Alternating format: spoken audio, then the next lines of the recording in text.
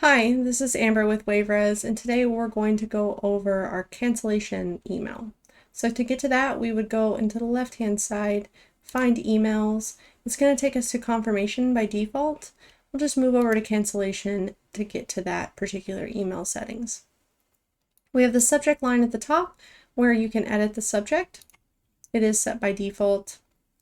Rich text, there will be some default settings here as well. You can customize this to fit your needs, as well as adding any other modules. Now we went over rich text and special rich text in our confirmation email, but essentially they just allow you to add HTML supported text to an email, rich text by all emails, and special rich text by just particular trips. Now once you're done, you can go ahead and hit save layout on here and send yourself a test email. I've already done that, so we'll go and look at that cancellation notice.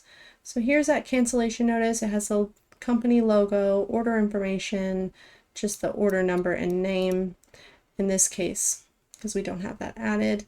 And then there is our rich text and some more information, as well as contact information on the bottom. And that is cancellation email settings.